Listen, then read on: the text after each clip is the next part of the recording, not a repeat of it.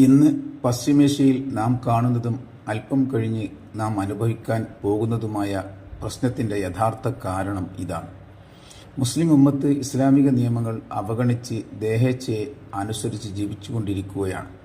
ഭൗതിക ജീവിതത്തോടുള്ള അവരുടെ താൽപ്പര്യം 10 മടങ്ങ് വർദ്ധിച്ചിരിക്കുകയാണ്. ഒന്നിച്ചു നിൽക്കാനുള്ള അള്ളാഹുവിൻ്റെ നിർദ്ദേശത്തെ പുറങ്കാലുകൊണ്ട് തള്ളിമാറ്റി ചെറിയ ചെറിയ പ്രശ്നങ്ങളുടെ പേരിൽ ചേരി തിരിഞ്ഞ് പോരടിച്ചുകൊണ്ടിരിക്കുകയാണ്.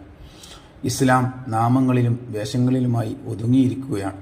പണത്തിൻ്റെ വിലയറിയാതെ കൊട്ടാര സമാനമായ പള്ളികളും സ്ഥാപനങ്ങളും വീടുകളും നിർമ്മിക്കുന്നു.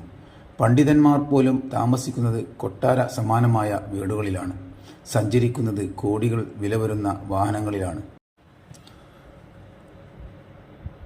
റാണികൾക്ക് പിറകെ തേനീച്ചകൾ പോകുന്ന പോലെ ഇവർക്ക് പിറകെ ശരിയും തെറ്റും നോക്കാതെ പൊതുജനം നീങ്ങിക്കൊണ്ടിരിക്കുകയാണ്.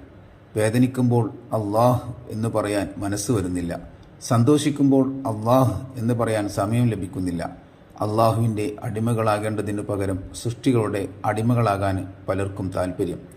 അറിയുക, മുസ്ലിം സമൂഹം വലിയ പരീക്ഷണത്തെയാണ് നേരിടാൻ പോകുന്നത്. അത് ഒഴിവാകണമെങ്കിൽ നാം അള്ളാഹുവിൻ്റെ അടിമകളാണെന്ന് തിരിച്ചറിയണം. അവൻ്റെ കൽപ്പനകൾ ജീവിതത്തിൽ പാലിക്കണം. ഒരുമിച്ച് നിൽക്കണം.